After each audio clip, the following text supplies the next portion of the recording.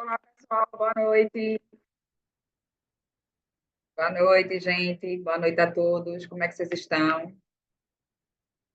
Boa noite, sejam todos bem-vindos à nossa, na verdade, a nossa web sobre o ENAD, né? Uma web onde a gente vai revisar assuntos importantes dos cursos de vocês, né? Assuntos importantes não só para o ENAD, né? Assuntos importantes para a formação acadêmica de vocês, né? Assuntos importantes que devem fazer parte dessa formação acadêmica e assuntos com os quais vocês lidam, né? Muitos já lidam, irão lidar também, com certeza, em um futuro muito próximo, em situações de trabalho, né, em situações que ocorrem nas empresas, nas organizações, tá certo? Então, assim, para quem não me conhece, meu nome é Renata, Renata Porto, sou professora executora da graduação digital, né, do Grupo Ser Educacional, e nós estamos aqui hoje para revisar alguns assuntos interessantes, né, alguns assuntos que são bem pertinentes, tá certo? Que fazem parte do cotidiano das empresas, fazem parte do dia a dia das organizações.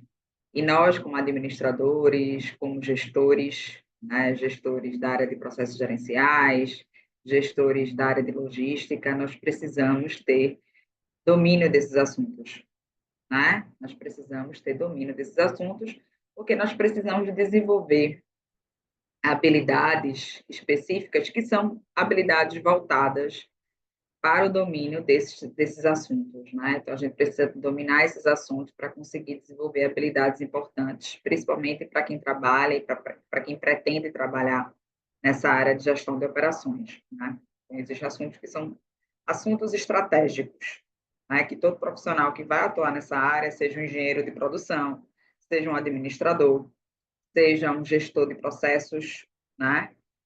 Seja um gestor logístico, um profissional formado na área de logística, né, com curso tecnólogo. Esses profissionais, eles precisam dominar esses assuntos-chave, assuntos estratégicos dessa área de gestão de operações, né?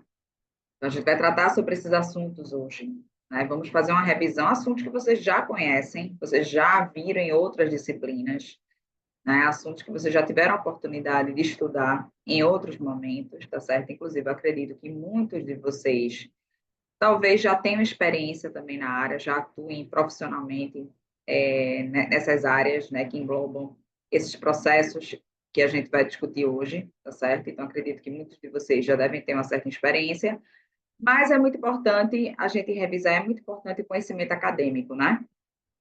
O conhecimento acadêmico, ele faz toda a diferença. Não adianta só ter a experiência prática do dia a dia das organizações. A gente precisa buscar conhecimento, a gente precisa se apropriar do conhecimento acadêmico, a gente precisa se apropriar da ciência, a gente precisa ter senso crítico, né? Porque a experiência prática ela é importante a gente vivenciar no dia a dia os problemas das empresas, a gente tentar resolver no dia a dia esses problemas, a gente evoluir, né, nas organizações, aprendendo nas empresas, errando e acertando, isso é muito importante. Mas também é muito importante a gente se apropriar do conhecimento acadêmico, a gente ter conhecimento científico e técnico, porque isso estimula o nosso senso crítico. Isso faz com que a gente tenha uma capacidade maior de raciocínio, uma capacidade maior de entendimento, principalmente para problemas mais complexos, né? Uma capacidade maior de entendimento, uma capacidade maior de criar, né? Então, a gente sai daquele estágio de um profissional que executa muito bem e evolui para um estágio de um profissional que vai criar inovações, né? Que vai criar coisas novas. Então, esse profissional de criação, esse profissional de desenvolvimento, ele precisa ter conhecimento científico, ele precisa ter conhecimento acadêmico, né? Então, por isso que é tão importante a gente se apropriar desse conhecimento e por isso que vocês estão aqui na universidade, né? Buscando esse conhecimento, porque vocês sabem que a experiência prática, ela não é o suficiente, né? A experiência empírica, a vivência empírica de vocês não é o suficiente para vocês evoluírem como profissional, como empreendedor. Vocês precisam buscar esse conhecimento acadêmico, é isso que vocês estão fazendo aqui na universidade. né? Buscando esse conhecimento, e esse conhecimento é importante porque vai ajudar vocês a ter essa capacidade maior de criação, de desenvolver soluções, de lidar com problemas complexos, né? Porque aquele profissional que ele busca o conhecimento acadêmico, ele pode ser muito bom no que ele faz. Ele pode executar muito bem as rotinas, os procedimentos, né? E ele vai ficar anos ali fazendo aquilo, tá certo? Mas dificilmente ele vai subir para um estágio de uma pessoa criativa, de uma pessoa desenvolvedora, de uma pessoa inovadora, né? De um profissional inovador, de um profissional empreendedor, de um profissional que vai criar, tá certo? Então, o que nós queremos aqui é formar profissionais líderes, né? Inclusive, é um dos nossos compromissos, né, das universidades do Grupo C, é justamente formar profissionais líderes. Então, nós estamos aqui para formar profissionais líderes que vão construir legados importantes nas empresas e na sociedade, né? Não só aquele profissional que vai executar direitinho o que ele precisa fazer todo dia nas empresas. É porque a gente sabe que hoje, inclusive, com o avanço da tecnologia, para as funções mais operacionais, existe aí a IA e a robótica para fazer, né? Então, esse profissional que faz tudo direitinho todo dia, isso não é mais o suficiente, né? A gente precisa formar profissionais líderes, profissionais capazes de resolver problemas complexos, profissionais capazes de liderar processos de mudança, profissionais capazes de desenvolver soluções robustas para problemas complexos, né? Profissionais capazes de criar, profissionais capazes de desenvolver soluções. Inclusive, falando nisso, ontem eu estava vendo a entrevista de um dos diretores do LinkedIn. Vocês conhecem o LinkedIn, né? Que é a maior plataforma de network profissional do mundo, né? E ele estava dizendo assim, que fizeram uma pergunta para ele, disseram, de acordo com sua experiência, seu conhecimento, qual é a principal habilidade hoje que os profissionais precisam ter no mercado? E aí ele não especificou o profissional, né? Se era o contador, o administrador, o economista, não, ele não especificou esse profissional. Se era desenvolvedor de sistemas, ele não especificou. Ele só disse o seguinte, ele disse hoje o profissional, para estar atuando em qualquer empresa, ele precisa saber resolver problemas e criar soluções, né? E não são problemas simples, são problemas complexos, em um ambiente que é cada vez mais difícil também, né? Em um ambiente que é cada vez mais desafiador. Então, é muito importante, boa noite a todos, sejam todos bem-vindos. É muito importante a gente sempre ter essa oportunidade de revisar esses assuntos, né? Que são assuntos estratégicos, tá certo? Para a formação de vocês. Não só para uma prova, não só para uma avaliação que vocês irão fazer, né? Vocês e todos os estudantes do Brasil. Não só essa avaliação, né? Mas são assuntos importantes, é sempre importante vocês estarem revisitando esses assuntos. É sempre importante vocês estarem se atualizando sobre, inclusive, né? Porque são assuntos também que estão sendo atualizados a todo momento, em razão desse ritmo intenso de mudanças, né? Desse ritmo acelerado das coisas. Então, esses assuntos estão sendo atualizados de maneira constante. Então, vocês precisam revisitar sempre esses assuntos como profissionais, tá? Vocês viram uma vez na graduação e deixar lá e não ver mais. Não é assim. Vocês precisam estar revisitando isso. E vocês precisam se apropriar desse conhecimento científico, né, para se tornarem profissionais cada vez mais atualizados, com senso crítico, com capacidade analítica, com capacidade de raciocínio lógico cada vez mais aprimorada, né, e com essa capacidade de lidar com problemas que são cada vez mais complexos, tá certo? E aí, vamos lá. Dito isso, vamos lá revisar esses assuntos importantes, tá certo? Para formação de vocês. Vamos revisar um pouquinho esses assuntos importantes. Então, assim, quando a gente fala de gestão de operações, de maneira geral, gestão de operações é uma área da administração. Eu estou falando da administração, mas eu sei que tem alunos aqui de processos gerenciais, né? Eu acho que tem alunos aqui também de logística. Mas vocês sabem que todos esses cursos são filhos da administração, né? Todos esses cursos tecnólogos, eles são filhos da administração. Então, assim, quando eu falo da administração, eu também estou englobando esses cursos tecnólogos todos, né? Então, o que é que acontece? Quando a gente fala de gestão de operações na administração, né, o que é a gestão de operações na administração? Gestão de operações é uma área que engloba todos os processos responsáveis pela produção e disponibilização de bens e serviços. Então, todos os processos responsáveis pela produção e disponibilização de bens e serviços fazem parte da gestão de operações, né? E aí, assim, tradicionalmente, a estrutura organizacional das empresas, ela foi criada desde o início, lá na escola clássica da administração, quando se pensou inicialmente como é que seria uma estrutura organizacional da empresa, e depois esse modelo continuou sendo difundido ainda durante muitos anos, né? Então, assim, o modelo clássico da estrutura organizacional da empresa diz que as operações ficam na base da pirâmide de uma empresa, né? As operações são as funções de base da empresa. Isso é o que diz o modelo tradicional de uma estrutura organizacional de uma empresa, né? Sendo vista, inclusive, a partir de uma classificação hierárquica, né? Onde no topo estaria a cúpula estratégica, né? No topo dessa pirâmide da empresa estaria a cúpula estratégica, que vai pensar a empresa, e isso é uma consequência direta da escola clássica da administração, que dizia isso, né? Dizia que era necessário ter uma cúpula pensante e um outro grupo que irá executar, né? Então, existe lá uma alta cúpula na empresa que pensa a empresa estrategicamente, e existem as pessoas que vão executar essas estratégias. Então, isso é o modelo clássico da administração, que durante anos foi difundido, e até hoje a gente ainda encontra em muitas empresas, né? Essa visão clássica da estrutura organizacional da empresa. Então, você tem lá a cúpula estratégica, né, que pensa sobre o negócio, que decide sobre o negócio, e você tem na base da pirâmide essas funções operacionais, esses processos operacionais, né, que são responsáveis pela produção de bens e serviços. E aí, quais são esses processos que são responsáveis pela produção de bens e serviços, né? Logística, produção, administração de materiais, né, são os processos responsáveis pela produção e disponibilização de bens e serviços.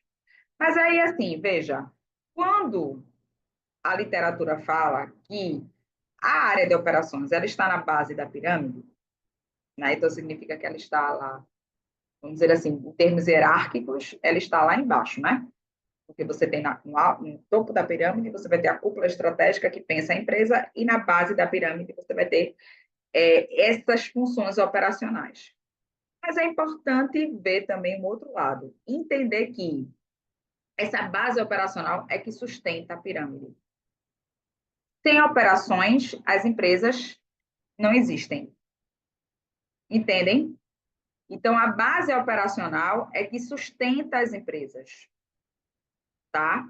Então, os processos operacionais, como, por exemplo, planejamento de compras, planejamento e controle de estoque, planejamento de produção, planejamento de recursos materiais, gestão patrimonial, todos esses processos operacionais são os processos que sustentam transporte, distribuição, abastecimento, né, que tem a ver com planejamento de compras e planejamento de recursos materiais. Então, esses processos, planejamento de capacidade de produção, controle de capacidade de produção, controle de produção. Então, esses processos fazem parte da base da pirâmide e eles sustentam as empresas, né? Então, essa base da pirâmide, ela sustenta as empresas. É uma base fundamental para que as empresas funcionem. E aí, assim, além disso, né, além desse entendimento que a área de operações é uma área que vai sustentar a empresa, que está na base da pirâmide, que irá sustentar a empresa, é importante também dizer o seguinte, que quando a gente fala de logística, né, quando a gente fala de logística, a logística é uma área responsável com a principal missão da logística. A principal missão da logística é disponibilizar os produtos na quantidade certa, no prazo correto e de acordo com as especificações que foram solicitadas, né? Então, essa é a grande missão da logística, é disponibilizar os produtos no momento certo, no local certo e de acordo com as especificações que foram solicitadas. A grande missão da logística é essa. Mas, quando a gente fala de logística, a gente está falando de um aglomerado de empresas, não só de logística, tá? Quando a gente fala de logística e produção, estamos falando de um aglomerado de empresas. Estamos falando de várias empresas que estão conectadas e que estão interrelacionadas. Porque, por exemplo, quando a gente olha uma indústria que produz um determinado produto, a gente sabe que aquela indústria ela tem fornecedores, não tem? A gente sabe que aquela indústria ela precisa também de canais de distribuição que irão distribuir e comercializar esses produtos. Então, ali eu já tenho elos bem definidos, né? Fornecedores, produtores, canais de distribuição, até o produto chegar ao consumidor final. Então, estou falando de um conjunto de várias empresas, né? Então, quando a gente fala de operações, tanto de produção como de logística, a gente está falando de uma visão ampla, né? De uma visão integrada, que envolve a participação de muitas empresas. Até porque, assim, nos últimos 40 anos, né, as empresas descentralizaram muito suas operações, terceirizaram bastante suas operações, inclusive, né? Muitas empresas terceirizaram produção, terceirizaram logística. Então, cada vez mais surgiram diversos fornecedores especialistas em etapas específicas da produção e montagem de produtos e também na distribuição e comercialização desses produtos. Então, a gente está falando hoje de grandes redes de operações, né? Fornecedores, produtores, canais de distribuição. Estamos falando de grandes redes de operações. E aí existe um conceito, que é um conceito relativamente antigo, mas é um conceito importante de ser compreendido, né? A gente precisa discutir sempre sobre esse conceito, que é o conceito de cadeia de suprimentos. O que é essa cadeia de suprimentos? Essa cadeia de suprimentos é essa sequência de fluxos que irão ocorrer em diferentes estágios. No estágio de fornecimento, no estágio de produção, no estágio de distribuição. Quais são esses fluxos? Fluxos de materiais, fluxo financeiro, fluxo de informação, né? Então, você vai ter diferentes fluxos de produção de produtos, de distribuição de produtos, de armazenamento de produtos, de comercialização de produtos, né, que demandam recursos materiais, recursos financeiros, que demandam também gestão da informação. Então, a cadeia de suprimentos é esse conjunto de empresas, né? Vamos relembrar, a cadeia de suprimentos é esse conjunto de empresas que estão conectadas, né? E estão agregando valor ao produto. E como é que elas agregam valor ao produto? Porque existem empresas que vão fornecer insumos, existem empresas que irão produzir, existem empresas que vão fornecer serviços para outras empresas, existem empresas que vão distribuir esses produtos, existem empresas que irão transportar esses produtos, existem empresas que irão comercializar esses produtos. Então, ali a gente tem uma grande cadeia de empresas que estão atuando, né, em diversos elos da cadeia de suprimentos para agregar valor ao produto, tá certo? E outra coisa também importante, quando a gente fala de cadeia de suprimentos, né, outra coisa importante também, é importante salientar que essas operações, né, que ocorrem na cadeia de suprimentos, né, essas operações são operações assim, que estão cada vez mais, como eu falei, cada vez mais descentralizadas, né? São operações que estão cada vez mais descentralizadas. E aí o que é que acontece? Veja, vamos pegar exemplo de empresas. Quando a gente pega algumas empresas, por exemplo, grandes empresas, como a Apple, como a Microsoft e outras empresas, a Apple, por exemplo, é um exemplo clássico, né? De empresa que terceiriza suas operações para o exterior. Né? E durante muito tempo, a Apple faz isso. Não só a Apple, né? Inclusive, eu estava até discutindo sobre esse exemplo hoje em sala de aula, no caso, na sala de aula presencial. Eu estava até discutindo sobre isso, porque, assim, muitas empresas americanas, muitas grandes empresas americanas, não só a Apple, outras, a Apple, a Nike, a Microsoft, e outras grandes empresas americanas, o que é que elas fizeram nos últimos 20 anos? Né? Elas fecharam suas fábricas e suas montadoras nos Estados Unidos. Né? Então, muitas cidades americanas que tinham suas economias aquecidas em razão dessas operações industriais, em razão dessas operações logísticas dessas empresas que tinham fábricas, armazém, centros de distribuição, lojas, né? Então, muitas empresas fecharam essas operações nos Estados Unidos e migraram essas operações para países asiáticos, principalmente para a China, né? Principalmente para a China. Então, o que é que aconteceu, por exemplo, nos Estados Unidos? Os Estados Unidos é um exemplo muito interessante quando a gente fala de terceirização de operações, de descentralização de operações, inclusive no âmbito global, né? Porque, assim, muitas cidades americanas que tinham suas economias aquecidas em razão dessas operações dessas empresas, das fábricas, dos centros de distribuição, dos armazéns, né? Porque a gente sabe que complexo industrial atrai investimento, gera emprego, gera arrecadação para a cidade, né? gera arrecadação para o Estado. Então, o complexo industrial, o complexo logístico atrai investimento e gera dinheiro para aquele local, né?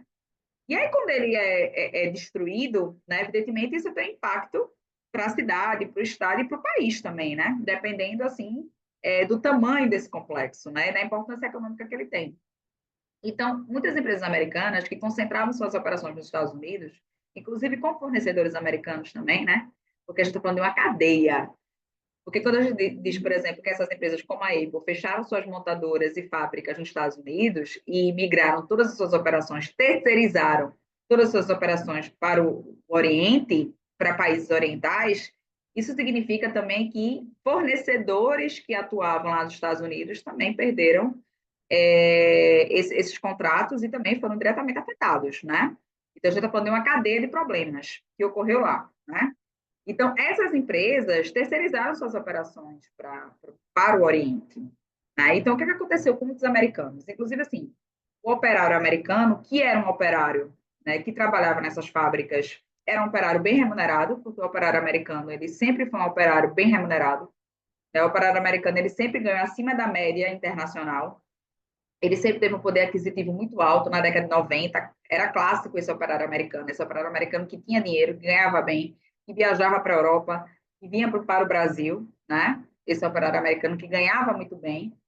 Ele foi perdendo espaço, porque as fábricas foram fechando nos Estados Unidos. Muitas fábricas de muitas grandes empresas foram fechando nos Estados Unidos, por decisão dessas empresas. Não, vamos fechar nossas operações aqui no mercado nacional e vamos terceirizar nossas operações para o Oriente, principalmente para a China, né? Então, assim, esse exemplo, por exemplo, esse exemplo que eu estou dando de terceirizar. Ah, professor, por que você está falando de terceirização das operações? Porque isso é uma estratégia que mais foi utilizada pelas empresas e que intensificou ainda mais essa construção de uma cadeia, né, desse conceito de cadeia de suprimentos com diversas empresas interrelacionadas,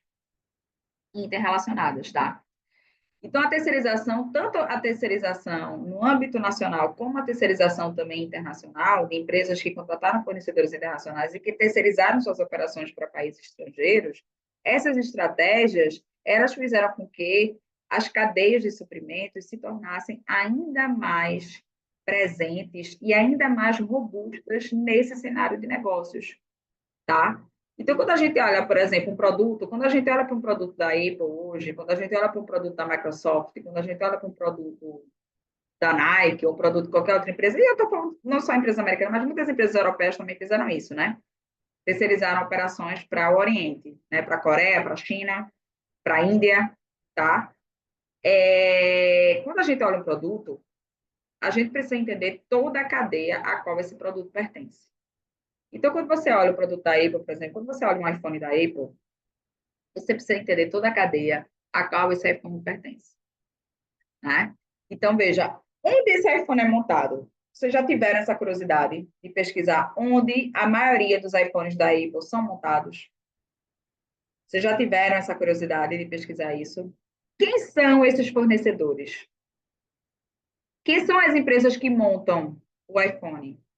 Quem são os fornecedores dessas empresas que montam o iPhone? Quem são as empresas que vão distribuir esse produto no mundo? Quem são as empresas que irão transportar esse produto? Vocês já tiveram a curiosidade de saber? Se vocês pesquisarem, vocês vão ver que existe um aglomerado de empresas que operam com essas operações do iPhone no mundo. E essas empresas estão concentradas principalmente na China, né? Principalmente no Oriente. São empresas responsáveis, inclusive na China existem cidades na China que vivem muito em razão das linhas de montagem dos produtos da Apple, né? Do Macintosh, do iPhone. Então, é interessante a gente pesquisar isso, porque quando a gente olha um produto, a gente não imagina o que existe por trás dos processos operacionais associados a esse produto, os processos de produção, distribuição, comercialização desses produtos. Tá? Então, esse conceito de cadeia de suprimentos é muito interessante e a gente tem exemplos globais muito curiosos, né? exemplos globais que mostram como esse conceito de cadeia de suprimentos ele foi sendo aperfeiçoado, né, com a presença cada vez maior de empresas especializadas em diversas etapas dos processos produtivos dos produtos, diversas etapas de montagem também de produtos, né? Então, assim, é muito interessante. Vocês, poxa, onde é produzido? Então, eu vou comprar um tênis da Nike, né? Onde esse tênis é produzido? Quem são os fornecedores dessas empresas que produzem esse tênis? Como esse tênis é distribuído nos principais mercados consumidores que consomem esse produto? Então, é interessante. E você, principalmente, que é profissional de logística, você que é profissional de processos gerenciais, você precisa ter essa visão estratégica sobre o negócio, né? Você precisa ter essa visão estratégica sobre essas empresas, né? Não só a sua empresa também, mas sobre outras empresas que fazem parte, vamos dizer assim, da história, né? Dos negócios, empresas que se destacam nessa história, principalmente nos últimos 40 anos. Então, é importante a gente entender essa dinâmica, né? Inclusive, dinâmica da nossa empresa, né? Porque a nossa empresa também faz parte de uma cadeia. A nossa empresa também faz parte de uma cadeia. Então, eu posso trabalhar no modelo que é um modelo que se tornou cada vez mais presente no cenário de negócios, né? Que é o modelo de fornecimento, de distribuição entre empresas, né? Então, vou ter uma empresa fornecedora, uma empresa cliente, né? Que é o modelo B2B, que foi um modelo que se tornou cada vez mais presente no cenário dos negócios, né? De empresas especialistas que prestam serviços e soluções para outras empresas. Esse tipo de modelo se tornou cada vez mais presente, tá certo? E isso fez com que esse conceito de cadeia de suprimento se tornasse cada vez mais discutido e analisado, né? Porque a gente precisa entender que quando a gente fala de competitividade hoje entre produtos, a gente está falando de competitividade entre cadeias, não entre produtos. Então, quando a gente vê o iPhone e o Samsung, né? Quando a gente vai comparar o smartphone da Apple e o smartphone da Samsung, a gente precisa, não é só olhar para a Samsung, não, tá? Não é só olhar para a Apple, não. A gente precisa analisar toda a cadeia desse produto. Todas as empresas envolvidas na produção, na distribuição e na comercialização desses produtos. Até porque, assim, se a gente olhar só para a Apple, no caso da Apple especificamente, a Apple, o que é que ela faz hoje? Né? Ela terceirizou quase todas as suas operações de montagem, distribuição, armazenamento de produtos. O que é que ela faz hoje? O que é que a Apple faz? A Apple hoje, ela vamos dizer assim, ela concentra seus esforços na sua capacidade de inovação, na gestão de marca, no aperfeiçoamento dos seus sistemas operacionais, no aperfeiçoamento do design dos seus produtos. Então, ela concentra esforços na inovação, na criatividade e na competência mercadológica, principalmente no que diz respeito à gestão da marca, né? Não à toa, no caso da Apple, a Apple tem uma das marcas mais valiosas do mundo, né? A Apple, a marca da Apple, ela tem um valor monetário que corresponde a mais de 2 trilhões de dólares. Vocês têm noção do que são 2 trilhões de dólares? Então, a marca da Apple hoje, ela custa aproximadamente 3 trilhões de dólares. Vocês imaginam que é isso? Que é isso? Muitos países na América Latina, muitos países na África não conseguem ter um PIB maior do que 1 trilhão. E você tem uma empresa que uma marca custa 3 trilhões de dólares aproximadamente. Vale, né? Vamos dizer assim, tem um valor monetário de 3 trilhões de dólares. É muito dinheiro, né? Mas isso não foi construído da noite para o dia, não, tá? Existe aí toda uma história por trás disso. E como é que a Apple conseguiu ser a marca mais valiosa do mundo? Uma das mais valiosas. Como é que a Apple conseguiu construir isso? Concentrando suas competências na gestão da marca, na capacidade de inovação, na capacidade de diferenciação, né? Desenvolvendo um sistema operacional que é único, ainda é único, apesar de todo o avanço que já existiu das outras empresas, mas o iOS é um sistema operacional único, né? De fato, ele tem características que colocam ele em uma posição realmente superior em relação aos outros sistemas operacionais, incluindo o próprio Android, apesar de muitas melhorias que foram realizadas no Android. O Android melhorou assim de maneira exponencial, né? O Android melhorou muito nos últimos 20 anos. Eu me lembro quando eu tinha um Samsung, como era difícil ter Samsung há 20 anos atrás, porque o sistema operacional realmente era muito ruim, o Android era muito ruim, e como eles conseguiram melhorar esse sistema operacional, né? O Android hoje é muito bom. Mas o iOS, ele ainda tem uma performance melhor, né? E muitas funcionalidades. Então, assim, a Apple conseguiu ser uma das empresas mais valiosas do mundo, investindo nisso, investindo em qualidade de sistemas, investindo na qualidade dos produtos, investindo na sua marca e no legado que vem sendo construído há mais de 30 anos, tá certo?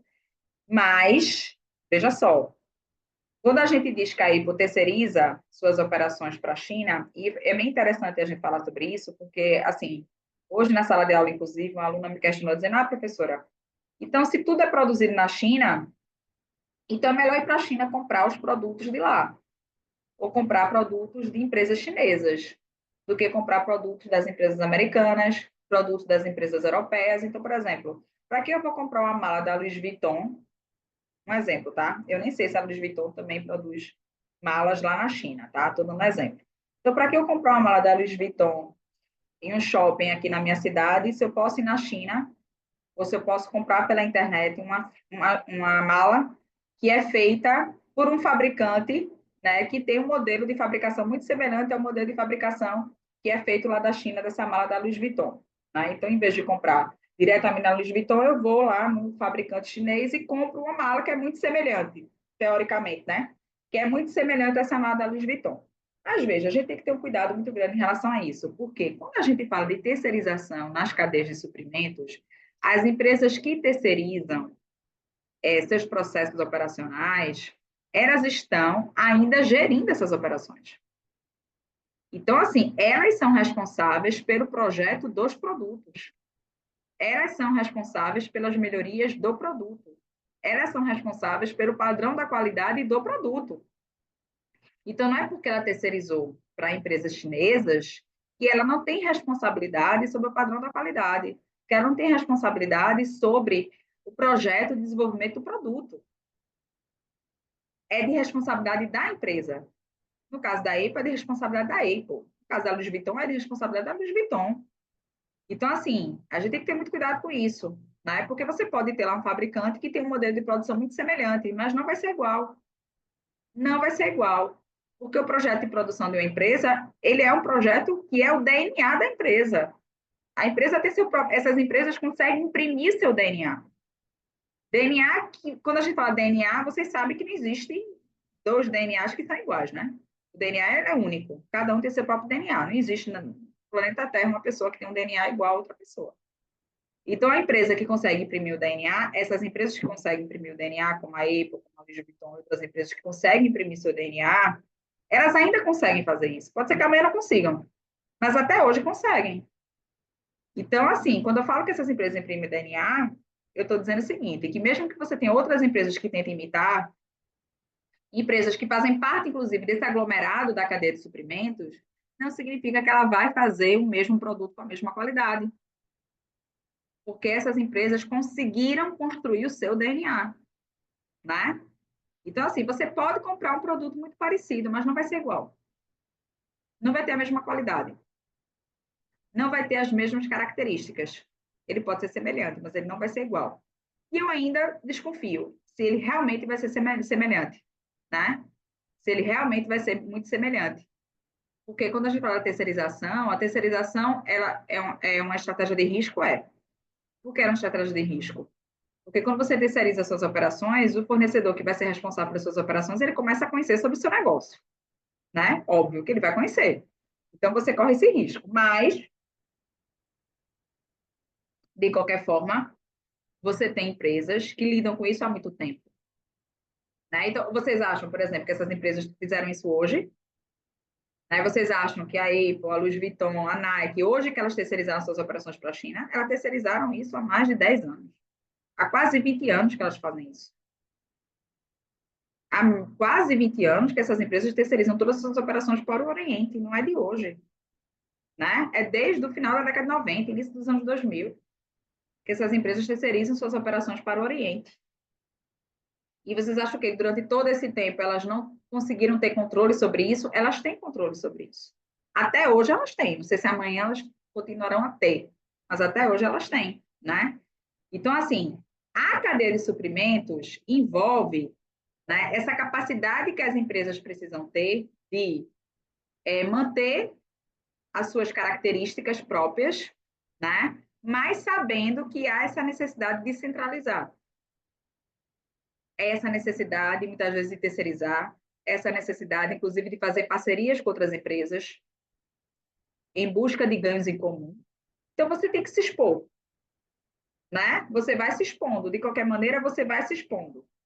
E aí, assim, veja, entendendo que a cadeia de suprimentos é um conjunto de empresas que vão atuar no sentido de agregar valor ao produto, né? Fornecedores, produtores, distribuidores, terceirizados, empresas que estão ali atuando para garantir a disponibilidade dos produtos em diversos locais do mundo, né? E aí, pegando um exemplo mais recente, que é esse modelo de marketplace, né? Que é o exemplo mais recente que a gente tem. Então, quando a gente olha, por exemplo, esse modelo de marketplace ele é o quê, galera? Ele é um modelo onde você tem lá em uma plataforma virtual diversas empresas lá que estão disponibilizando seus produtos e serviços, né? E você tem uma empresa líder lá que faz essa mediação. Então, por exemplo, a Shopee, a Amazon, a Magazine Luiza, Mercado Livre, né? São os exemplos, a Shein, já que a gente está falando da China, né? A Shein. Então, são exemplos, né, de marketplace que tem aí uma participação muito importante no mercado.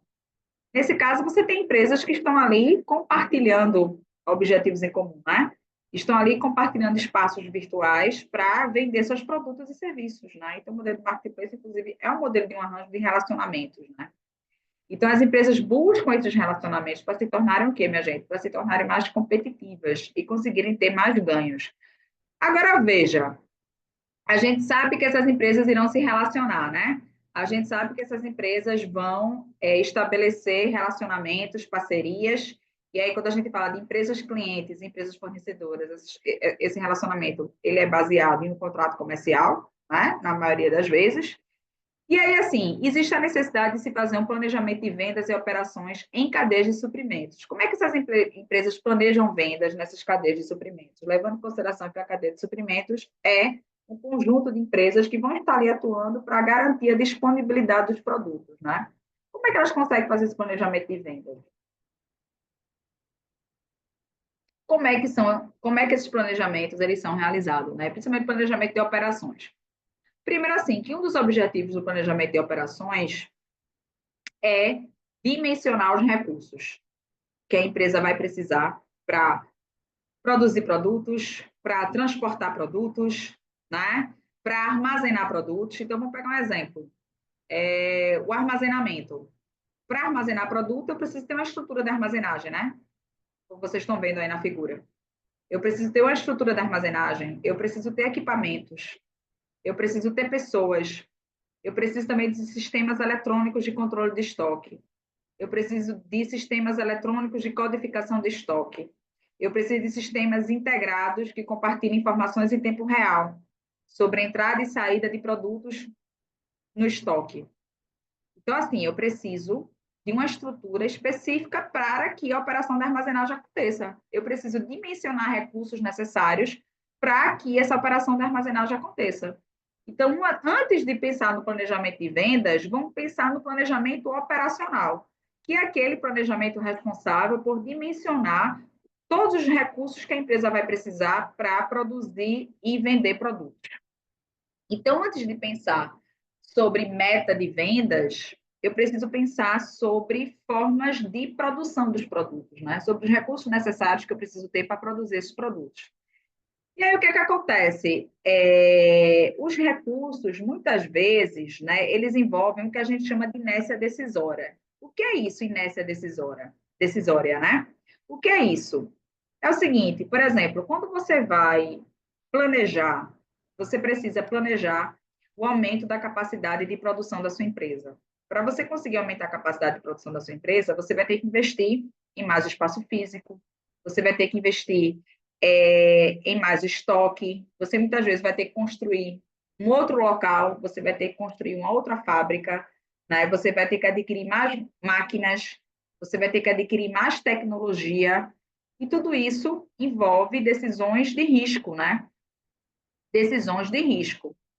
Inclusive uma decisão que demora um certo tempo para se tornar efetiva, né?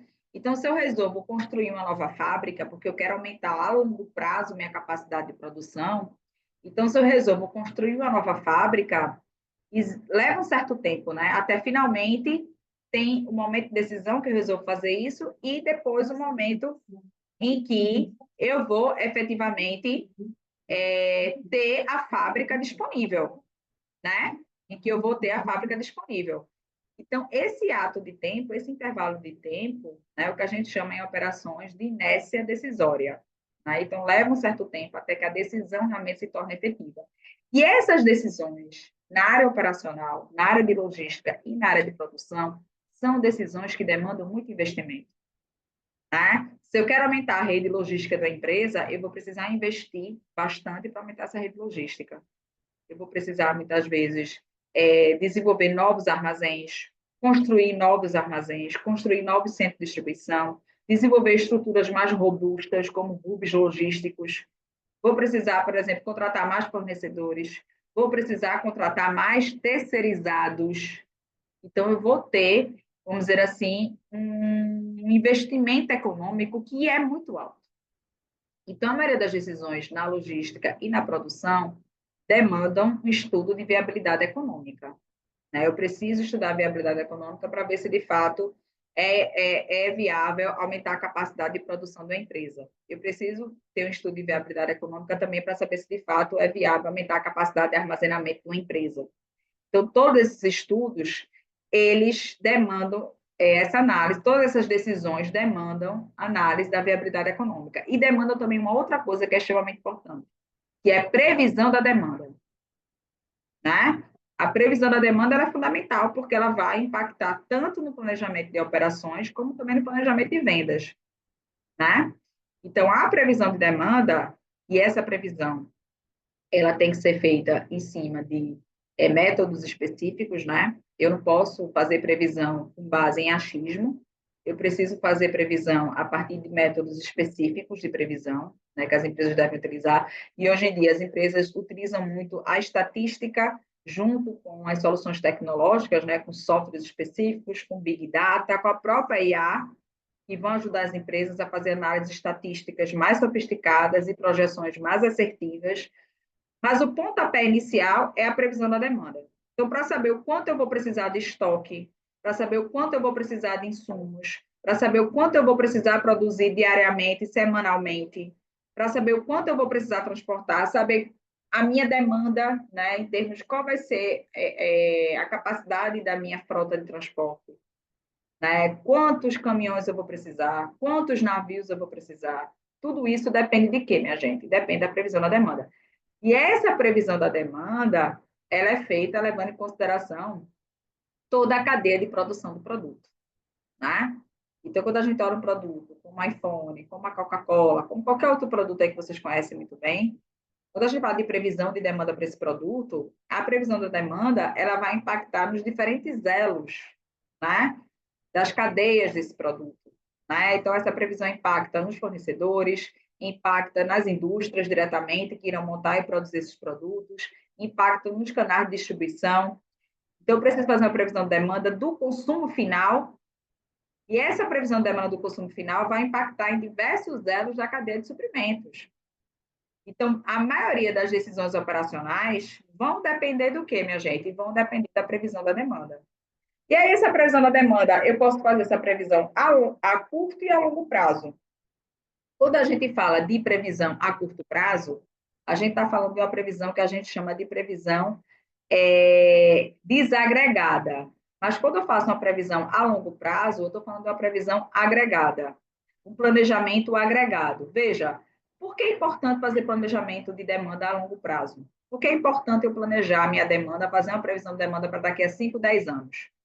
Por que é importante? Porque a empresa precisa ter visão de negócio. Eu não posso trabalhar só com imediatismo. Eu não posso trabalhar só no presente. Eu preciso trabalhar no presente para construir um futuro, né? As empresas trabalham dessa forma, não é isso? elas trabalham no presente para construir o seu futuro. Então, o planejamento agregado de produção, ele precisa ser feito, né? O planejamento agregado de demanda, na verdade, o planejamento agregado operacional de maneira geral, ele precisa ser feito por quê? Porque eu preciso ter uma visão sobre o futuro, né?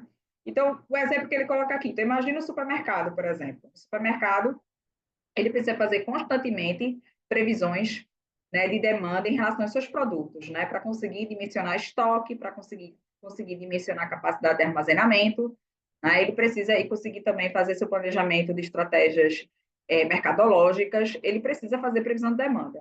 E aí, assim, se eu quero fazer uma previsão de demanda a curto prazo, eu estou falando de planejamento desagregado, né? Então, eu vou fazer uma previsão de demanda a curto prazo. Estou falando de planejamento desagregado. Então, assim, o quanto eu vou comprar na próxima semana de um determinado produto? Isso aí é uma previsão desagregada, porque eu preciso saber detalhadamente o quanto eu vou comprar de cada grupo de produtos que faz parte daquele supermercado. Então, eu preciso saber exatamente o quanto eu vou comprar, por exemplo, de produtos oriundos de leite, né, produtos laticínios, produtos, por exemplo, de linha branca, produtos de higiene e limpeza. Eu preciso saber exatamente o quanto eu preciso ter em estoque de cada grupo desses produtos. Eu preciso saber. Inclusive, eu busco até saber individualmente o quanto eu vou ter de estoque de cada produto que eu tenho lá no supermercado, inclusive com a ajuda dos fornecedores, né? Eu preciso saber disso.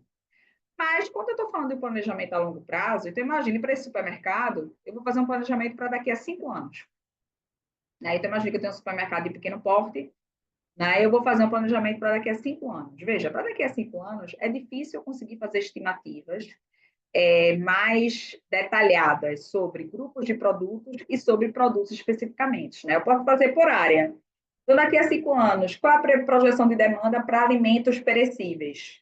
Qual a previsão de demanda para alimentos não perecíveis? Qual a previsão de demanda para bebidas alcoólicas? Qual a previsão de demanda para bebidas saudáveis? Né? Qual a previsão de demanda para hortifruti? Então, eu posso fazer uma projeção geral. Porque, assim, projeção a longo prazo é uma projeção mais genérica, né? É muito mais fácil fazer uma previsão para amanhã do que para daqui a 5 anos. Inclusive, né, estatisticamente, previsão a longo prazo está muito mais vulnerável ao erro de previsão, né? Está muito mais vulnerável ao erro, está muito mais vulnerável à incerteza de previsão. Então, não tem como detalhar muito a previsão daqui a 5, 10 anos. Eu consigo ter uma visão geral do que pode acontecer. Agora, a previsão de demanda que eu preciso fazer para o meu supermercado para a próxima semana, eu tenho que saber detalhadamente como será essa previsibilidade, né? Em termos de grupos de produtos, de tipos de produtos, né? Eu preciso ter essa previsibilidade mais detalhada sobre os produtos e sobre os grupos de produtos, tá certo? Porque eu estou fazendo uma previsão para amanhã, uma previsão a curto prazo, o que a gente chama, na cadeia de suprimentos, né, de previsão desagregada, né, de previsão desagregada. E é como eu falei para vocês, né, o aumento do horizonte de tempo aumenta a incerteza. Então, é muito mais fácil fazer uma previsão para amanhã, para depois da manhã, do que fazer uma previsão para daqui a 5 anos, uma previsão para daqui a 10 anos. Mas é necessário, né? A gente precisa fazer essas previsões. As empresas precisam fazer essas previsões, tá certo? Mas, evidentemente, as empresas, elas vão lidar com previsões que terão mais incerteza, né? Então, por isso que ele fala aqui que o aumento do horizonte de tempo também aumenta a incerteza da previsão. Então, a gente vai trabalhar com planejamento agregado, mas aumentando essa incerteza. Então, vê, galera, como eu falei para vocês, a previsão da demanda é o pontapé inicial para todo o planejamento operacional que ocorre nas cadeias de suprimentos. Para o planejamento de capacidade de produção, para o planejamento de estoque, para o planejamento de transporte, de aquisição de insumos e matéria-prima. Então, todas as decisões operacionais dependem da previsão da demanda, né? E a previsão da demanda, para fazer previsão, eu preciso de algumas informações. Tá? Então, por exemplo, eu preciso de dados históricos de vendas, eu preciso de dados históricos em relação ao comportamento da demanda, eu preciso de dados históricos relacionados ao comportamento das variáveis que podem influenciar a demanda, como preço, qualidade, poder aquisitivo, localização. Né?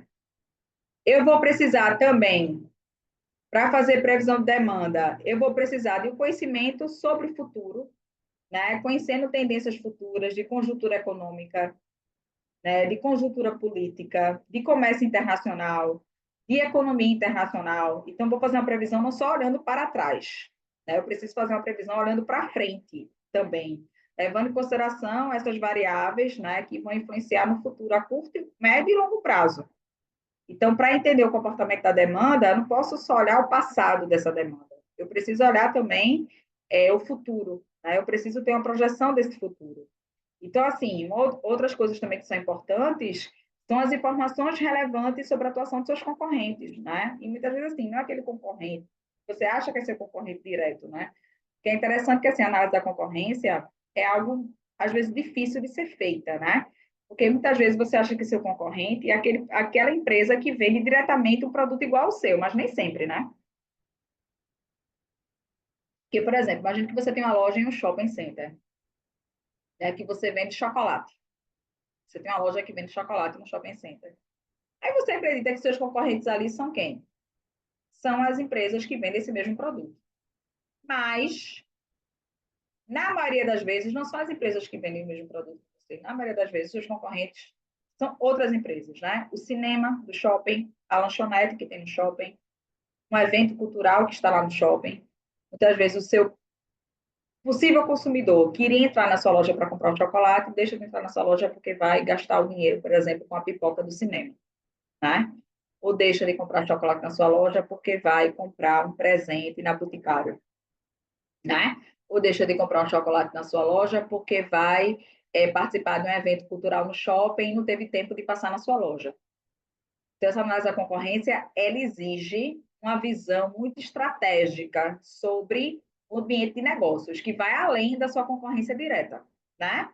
Vai além das empresas que produzem e que comercializam produtos e serviços iguais ao seu, bem semelhantes.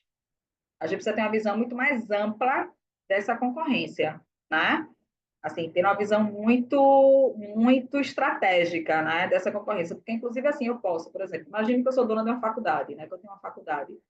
Assim, a gente sabe que uma faculdade particular, os concorrentes das faculdades particulares, tradicionalmente são as outras faculdades. Mas eu tenho que ter uma visão mais estratégica sobre esse cenário, né, de ensino superior privado no Brasil. Até porque, veja, eu posso, já aconteceu, inclusive, já aconteceu comigo, né, como coordenadora, de repente um aluno chegar e dizer, professora, eu vou trancar o curso. Aí eu, por que você vai trancar o curso? Não, eu vou trancar o curso porque eu comprei um carro, financiei o carro e preciso pagar as prestações do carro e não consigo pagar a prestação do carro e pagar a mensalidade da faculdade, né? Então, veja, o carro ali foi meu concorrente, né? Então, o aluno preferiu adquirir esse carro, pagar o carro e trancar a faculdade. Então, veja que, quando a gente fala de concorrência, a gente precisa analisar o mercado muito mais estrategicamente, não só o mercado, não só o ambiente competitivo onde você está diretamente, mas outras empresas com as quais o seu consumidor se conecta. Então, você olha se aquele consumidor diz, eita, é uma pessoa que tem potencial, por exemplo, de consumir tais e tais produtos e consumir tais e tais serviços. Então, esses produtos e serviços podem ser seu concorrente, mesmo que não sejam exatamente produtos e serviços iguais ao seu. Podem ser seus concorrentes. Então, isso parte dessa visão mais estratégica que a gente tem que ter. Então, quando a gente vai fazer previsão da demanda, a gente não pode só olhar também o número seco, né? A gente sempre discute isso nas empresas. A gente não pode só olhar o número seco. A gente precisa olhar também o ambiente competitivo onde a empresa está inserida e conhecer cada vez mais essa persona, e esse consumidor, conhecendo cada vez mais seus hábitos, conhecendo cada vez mais seus interesses em termos de consumo, em termos de aquisição de serviços, né? A gente precisa conhecer cada vez mais esse consumidor, porque isso vai influenciar, inclusive, na demanda pelo nosso produto e serviço. Então, no caso da previsão da demanda, e já entrando aqui nesse assunto, né, para a gente finalizar a nossa web de hoje, no caso da previsão da demanda em cadeias de suprimentos, no caso da previsão da demanda em cadeia de suprimentos, existem duas informações que são fundamentais, né? Duas informações que vão guiar os métodos. Quais são as informações? A informação quantitativa e a informação qualitativa. Então, eu preciso ter dados numéricos, eu preciso ter números, dados numéricos, mas eu preciso também das informações qualitativas. Eu preciso das opiniões, eu preciso das análises, eu preciso dos julgamentos. Então, os métodos de previsão de demanda, eles vão unir o quê? Eles vão unir informação quantitativa com informação qualitativa, né? Eles vão unir essas duas informações, esses dois tipos de informações, para a gente conseguir fazer uma previsão da demanda que seja mais assertiva. E a gente, quando a gente fala de previsão, minha gente, a gente está falando de quê? De probabilidade. Então, tudo é em cima de probabilidade. Né? Então, assim, na administração, na gestão, a gente não trabalha com sistemas determinísticos. Nós trabalhamos com sistemas probabilísticos, não é isso? Então, trabalhamos em cima de previsão. Então, quanto mais informação a gente tem, quanto mais estudo a gente faz, maior é a probabilidade de dar realmente, de realmente ocorrer o que está sendo planejado. De realmente a gente ter uma projeção que seja de confiança, que tenha um alto grau de confiabilidade. Então, a gente precisa sempre buscar essas informações, né, para fazer planejamento de estoque, para fazer previsão de demanda, né, tendo a previsão da demanda como a principal referência para dimensionar estoque, para dimensionar capacidade produtiva, né, para dimensionar capacidade de transporte, de armazenamento. Então, tudo isso depende da previsão de demanda. Galera, a gente por hoje vai terminar aqui, mas a gente vai ter uma próxima web, tá certo? Um próximo webinar, um próximo encontro, para a gente poder finalizar esses assuntos que envolvem planejamento e operações em cadeia de suprimentos, envolvendo processos logísticos e também processos de produção, tá certo? Então, por hoje, a gente finaliza por aqui, mas a gente vai ter um próximo encontro, inclusive, onde a gente também vai resolver algumas questões, que são questões que fazem parte de exercícios, né, de fixação sobre esses assuntos. Ok, galera? Alguma dúvida?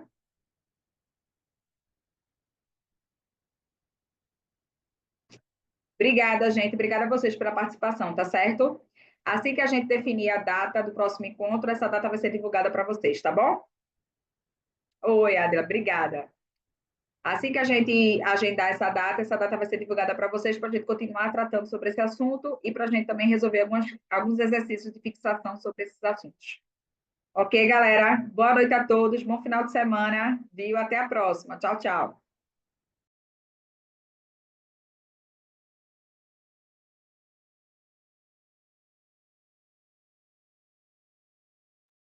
Oi, Valéria, obrigada, querida. Que bom que vocês gostaram, viu? Até a próxima. Tchau, tchau. Foi um prazer.